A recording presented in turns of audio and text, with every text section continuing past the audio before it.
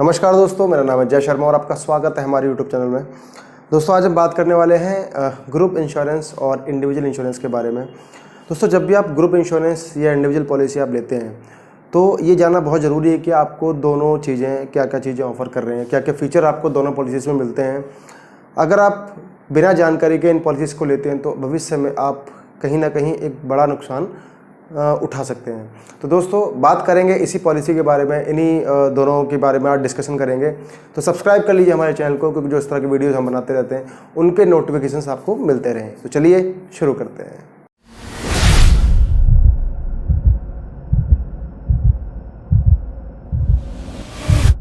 अब दोस्तों समझते हैं कि जो ग्रुप इंश्योरेंस है या फिर जो इंडिविजुअल इंश्योरेंस है वो आपको कहाँ से मिलता है या फिर आप कहाँ से ले सकते हैं।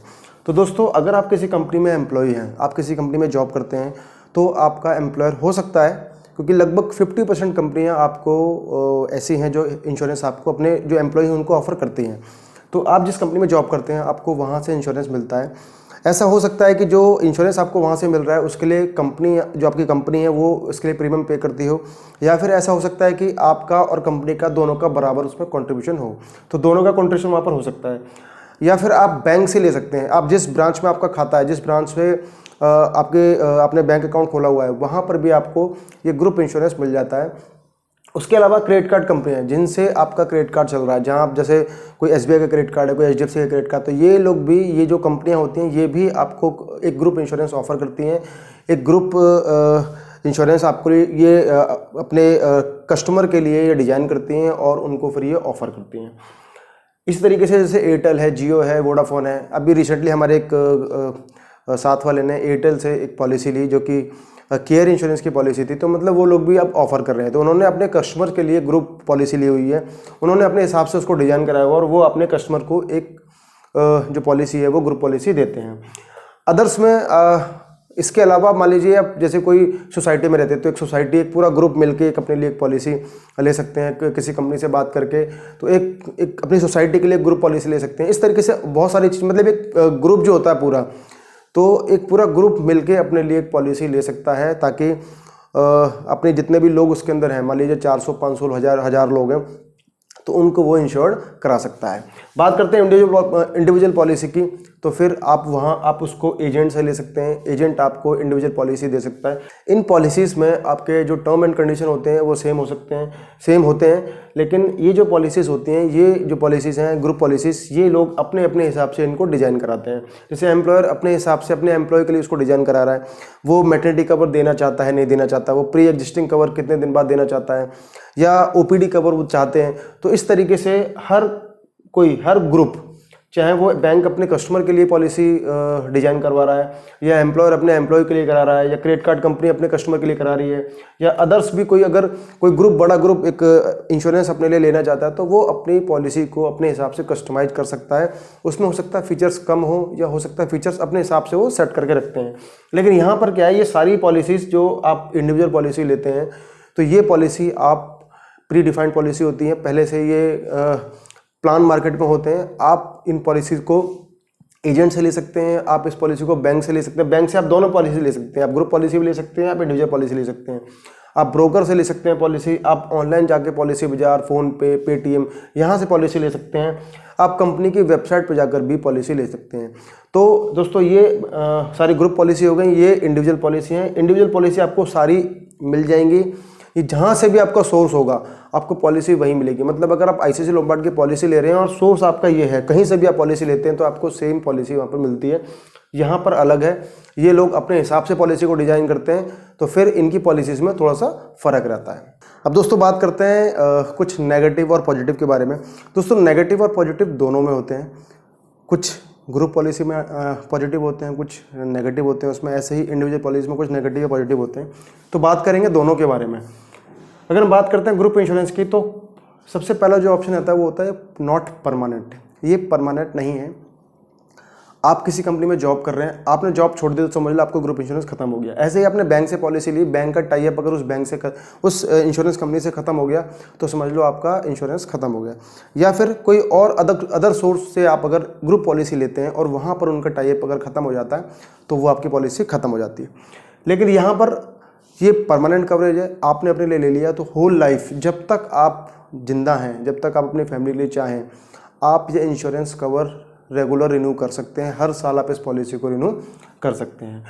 नो पोर्टेबिलिटी, ये दूसरा जो नेगेटिव पॉइंट जो ग्रुप पॉलिसी में है, इस पॉलिसी को आप पोर्ट नहीं कर सकते। या तो ये पॉलिसी आप चलाएंगे या फिर इस पॉलिसी को आप ख़त्म कर देंगे। इस पॉलिसी को आप चाहें तो किसी और कंपनी में आप इसको पोर्ट नहीं कर सकते, लेकिन यहाँ पर इस पॉलिसी को आप पोर्ट कर सकते हैं। आपको पॉलिसी पसंद नहीं आती, आपको लगता है भाई इस कंपनी की सर्विसेज ठीक नहीं है, आप उस कंपनी को शिफ्ट करके आप उसको पॉलिसी को पोर्ट कर सकते हैं। यहाँ पॉलिसी को आप पोर्ट नहीं कर सकते। बात करते हैं एड ऑन की। तो दोस्तों यहाँ पर प्री डिफाइंड जो एड ऑन होते हैं, जो कि एक ग्रुप या फिर एक एम्प्लॉयर जो कंपनी है वो अपने एम्प्लॉय के लिए या अपने उस ग्रुप के लिए पहले से कंपनी से बात करके उन फीचर्स को वहाँ पर एड ऑन को ऐड कर लेते हैं। उनको जो फिक्स होते हैं बिल्कुल, आप उसमें कोई एड ऑन ऐड नहीं कर सकते। बहुत सारे एड ऑन आपके पॉलिसीज में मिल जाते हैं, आप उनको ऐड नहीं कर सकते, लेकिन यहाँ पर आप सभी तरह के एड ऑन को ऐड कर सकते हैं। यहाँ पर कोई रिस्ट्रिक्शन वहाँ पर नहीं है। नो रिस्टोरेशन, दोस्तों यहाँ पर जो सम एश्योर्ड आपको मिलता है वहाँ पर आपको सम एश्योर्ड में रिस्टोरेशन का फैसिलिटी आपको नहीं मिलेगी। मतलब जो कवर आपने लिया हुआ, मान लीजिए 3 लाख का कवर है, 5 लाख का कवर है, तो वो जो आपका यूज़ होगा वो खत्म हो जाएगा एक बार, तो फिर आप उसे दोबारा यूज़ नहीं कर पाएंगे। लेकिन यहाँ पर आपका रिस्टोरेशन का ऑप्शन अवेलेबल होता है। कई कंपनी आपको 100% तक रिस्टोर करती है, कई कंपनी आपको मल्टीपल रिस्टोरेशन का ऑप्शन देती है, तो ये आपके लिए ज़्यादा बेनिफिट वाली चीज़ है। बात करते हैं प्रीमियम की। तो एक बेनिफिट आपको ग्रुप पॉलिसी में मिलता है वो है लेस प्रीमियम। आपको प्रीमियम यहाँ पर कम मिलता है क्योंकि आपका एक बड़ा ग्रुप होता है। आप जिस इंश्योरेंस कंपनी से टाई अप कर रहे हैं उनको पता है कि भाई हमें यहाँ से एक बड़ा बिजनेस मिलने वाला है, तो उस तरीके से जो ग्रुप है या फिर जो एम्प्लॉयर है और जो इंश्योरेंस कंपनी है उन दोनों का टाई अप हो जाता है। वो लोग बैठकर बात करके भाई हम क्या आपको ऑफर कर रहे हैं, या आप या एम्प्लॉयर या फिर ग्रुप उनको क्या चाहिए, उस हिसाब से वो डील करके आपका प्रीमियम सेलेक्ट करते हैं, आपकी पॉलिसी को सिलेक्ट करते हैं। तो यहाँ पर प्रीमियम आपका थोड़ा सा कम रहता है। लेकिन यहाँ पर क्योंकि ये पॉलिसी इंडिविजुअल है, पॉलिसी को आप अपने हिसाब से डिजाइन कर रहे हैं, आप अपने हिसाब से पॉलिसी को ले रहे हैं, अपने हिसाब से एड ऑन ऐड कर रहे हैं, अपने हिसाब से फीचर ऐड कर रहे हैं, तो प्रीमियम यहाँ पर आपका हाई होने के चांसेस रहते हैं और आपका हमेशा प्रीमियम ग्रुप पॉलिसी आपको यहाँ पर हमेशा ज़्यादा मिलेगा। नो मेडिकल, ग्रुप पॉलिसी में कई बार आपको मेडिकल की जरूरत नहीं पड़ती और लगभग सभी ग्रुप पॉलिसीज़ में आपको मेडिकल की जरूरत नहीं पड़ती। लेकिन यहाँ पर एक एज के बाद, चाहे वो किसी कंपनी में 45 के बाद, किसी कंपनी में 50, किसी कंपनी में 55 या फिर किसी कंपनी में 60 के बाद मेडिकल रिक्वायर्ड होता है। तो यहाँ पॉलिसी आपको बिना मेडिकल की मिल सकती है, यहाँ पॉलिसी आपको मेडिकल करने के बाद ही मिलेगी। 7वां पॉइंट हमारा नॉन मेडिकल नॉट कवर्ड। तो ये जो पॉलिसीज होती है इसमें नॉन मेडिकल कवर्ड नहीं होता। अगर मान लीजिए ग्रुप ने अपने हिसाब से कंपनी से बात करके उसको पहले से ऐड किया हुआ है तो ठीक है, लेकिन अगर नॉन मेडिकल कवर नहीं तो यहाँ पर आपको पे करना पड़ेगा। जो भी नॉन मेडिकल चार्जेस होते हैं, जो कि कंज्यूमेबल चार्ज होते हैं, वो आपको यहाँ पर पे करने पड़ते हैं। लेकिन इस पॉलिसी में आपके पास एड ऑन अवेलेबल होता है, आप वहाँ से इसको ऐड करने के बाद आप नॉन मेडिकल का राइडर ऐड कर लेते हैं तो फिर आपके चार्जेस खत्म हो जाते हैं, आपको कुछ भी पे नहीं करना पड़ता। बात करते हैं नो क्लेम बोनस की। तो नो क्लेम बोनस यहाँ पर अवेलेबल नहीं है। आप अगर मान लीजिए 4-5 साल से पॉलिसी को चला रहे हैं तो आपको कोई नो क्लेम बोनस नहीं मिलेगा। आपका जो सम एश्योर्ड था वो उतना का उतना ही रहेगा। लेकिन यहाँ पर अगर आप क्लेम नहीं लेते हैं तो आपका सम एश्योर्ड बढ़ जाएगा। कोई कंपनी आपको 50% का बोनस देती है, कोई आपको 20% बोनस देती है। तो मान लीजिए अगर 20% बोनस भी आपको मिल रहा है और 5 साल आपने क्लेम नहीं लिया तो आपको जो सम एश्योर्ड है वो 5 लाख की जगह 10 लाख, या आपने 10 लाख लिया तो उसकी जगह 20 लाख रुपए को हो जाता है। तो यहाँ ये आपको एक्स्ट्रा बेनिफिट मिलता है। उसके अलावा less sum assured as per requirement. दोस्तों यहाँ पर सम एश्योर्ड लिमिटेड रहता है। जो आपका ग्रुप है या फिर जो आपका एम्प्लॉयर है वो आपके लिए लिमिटेड सम एश्योर्ड रखता है, 1 लाख, 2 लाख, 3 लाख या मैक्सिमम 5 लाख। लेकिन यहाँ पर कोई ऐसी लिमिट नहीं है, आप अपने रिक्वायरमेंट के हिसाब से आपको जितना कवर चाहिए, क्योंकि देखो 3 से 4 लाख 5 लाख सम एश्योर्ड कुछ भी नहीं है, 4 से 5 दिन में ख़त्म हो जाता है। तो सम एश्योर्ड हमारा हमेशा ज़्यादा होना चाहिए। यहाँ पर कोई रिस्ट्रिक्शन ऐसे है नहीं, आप जितना सम एश्योर्ड लेना चाहें, आपको 5 लाख चाहिए, आपको 10 लाख, 20 लाख, 50 लाख, 1 करोड़, 2 करोड़, जितना आपको सम एश्योर्ड चाहिए एज पर रिक्वायरमेंट उतना आप यहाँ पर ले सकते हैं। बात करते हैं टैक्स सेविंग की। तो दोस्तों अगर एम्प्लॉयर आपको पॉलिसी दे रहा है तो वहाँ आपको टैक्स सेविंग नहीं हो सकती, क्योंकि एम्प्लॉयर जो पे कर रहा है आपके बिहाफ पर तो उसका वो टैक्स का बेनिफिट आपको वहाँ मिलता है, उनको मिलता है वहाँ पर टैक्स बेनिफिट। लेकिन यहाँ पर क्या है, जो टैक्स बेनिफिट है वो यहाँ पर आपको मिलता है। अगर आप अपने लिए पॉलिसी ले रहे हैं तो 25,000 रुपये का आप ATD में फ़ायदा उठा सकते हैं। लेकिन अगर अपने मदर फादर के लिए ले रहे हैं, अगर उनकी 60 साल से ज़्यादा है तो फिर आप 50,000 रुपये तक का टैक्स सेविंग वहाँ पर ले सकते हैं। लेकिन यहाँ पर क्या है, यहाँ पर कंडीशन थोड़ी सी अलग एक और है कि अगर आप ग्रुप पॉलिसी ले रहे हैं और उसके लिए आप खुद पे कर रहे हैं, जैसे बैंक को आप पे कर रहे हैं या आप कोई दूसरी ग्रुप पॉलिसी में आप खुद पेमेंट कर रहे हैं, तो वहाँ पर भी आपको टैक्स सेविंग मिलता है। लेकिन अगर एम्प्लॉयर आपके बिहाफ पे जो पॉलिसी के लिए पैसा पे कर रहा है तो फिर उसमें आपको टैक्स बेनिफिट नहीं मिलेगा। मैटरनिटी कवर की बात करते हैं तो मैटरनिटी कवर दोनों में हो सकता है। यहाँ पर मैटरनिटी कवर हो सकता है आपका फर्स्ट डे से कवर हो सकता है 9 मंथ का वेटिंग पीरियड हो उसके बाद से कवर हो। यहाँ पर वेटिंग पीरियड में यही सिचुएशन होती है कि भाई जो प्लान आपको कंपनी ऑफर कर रही है उसके हिसाब से आपको मैटरनिटी कवर मिलता है। आपको पूरा अप टू सम एश्योर्ड मिलेगा। हो सकता है कहीं आपको 35,000 रुपये, 25,000 रुपये, 50,000 रुपये सम एश्योर्ड मिले।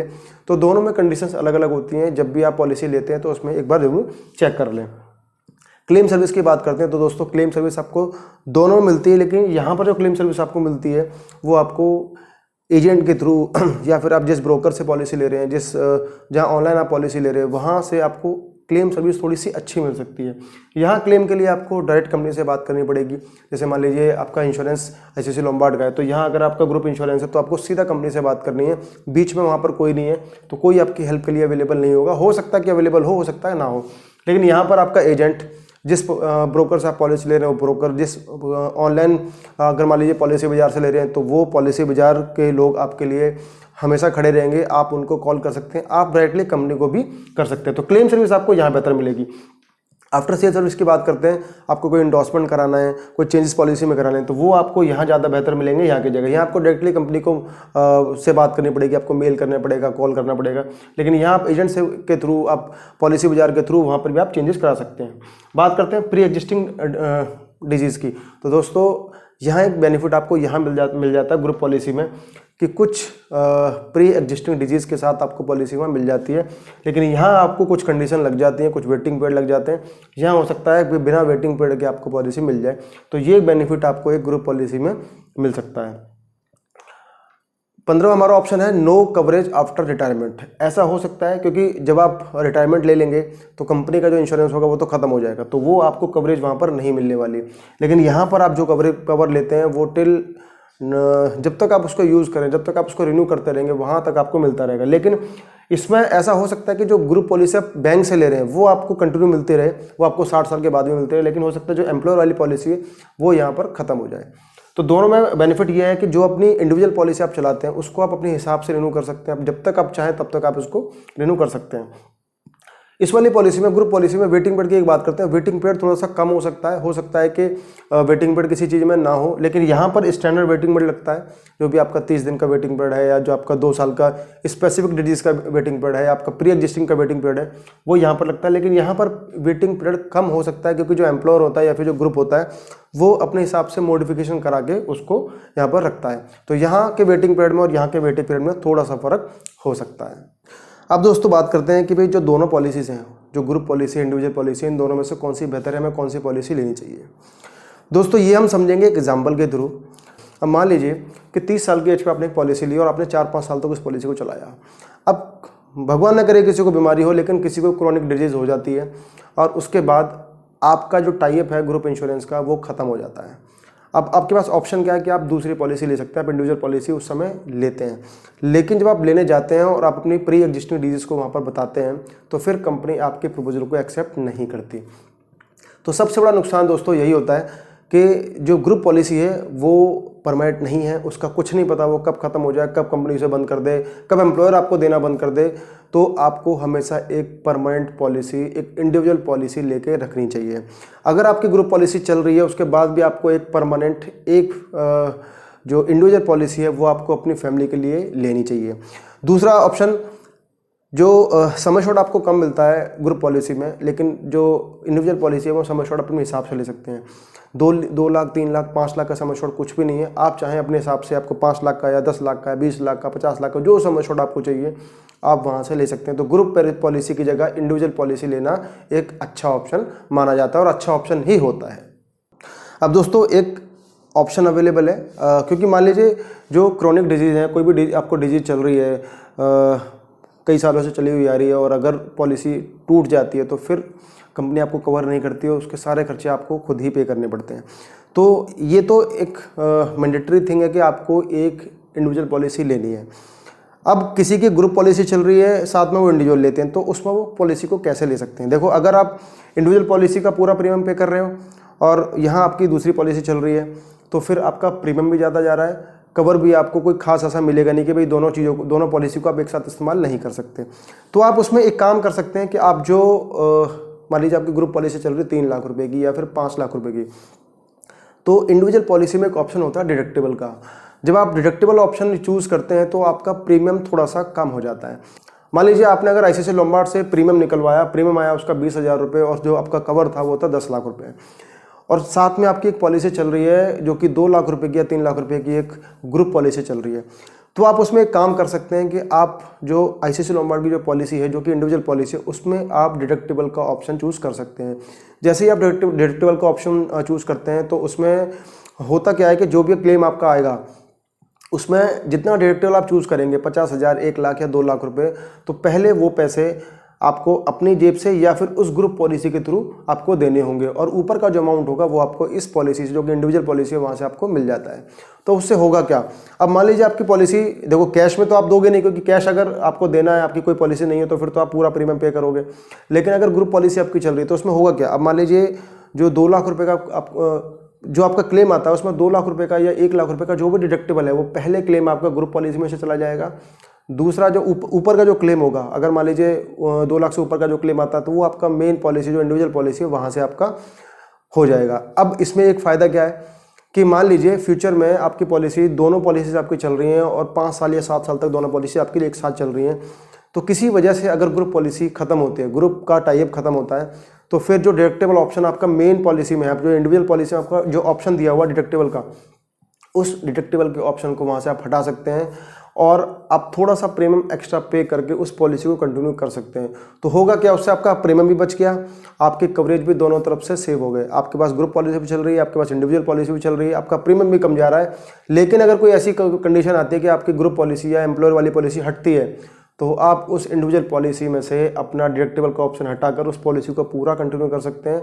तो जो 10 लाख रुपए आपका जो आपने कवरेज लिया हुआ है वो डिडक्टिबल हटाने के बाद आपका पूरा कवरेज मिल जाता है, और आपकी जितनी बीमारियां होती हैं, चाहे वो पहले से चली जो बीमारियां पहले से चली आ रही है, वो सारी के सारी बीमारियां उसमें आपकी कवर हो जाती हैं। तो दोस्तों ये था हमारा आज का वीडियो ग्रुप और इंडिविजुअल पॉलिसी को लेकर, दोनों में क्या डिफरेंस है, मैंने आपको दोनों चीज़ें बता दी को। तो हमेशा आपको ध्यान रखना है कि पॉलिसी आपको इंडिविजुअल साथ में लेनी है, चाहे आपको डिडक्टिबल करके लेनी है, लेकिन आपको एक इंडिविजुअल पॉलिसी साथ में रखनी है।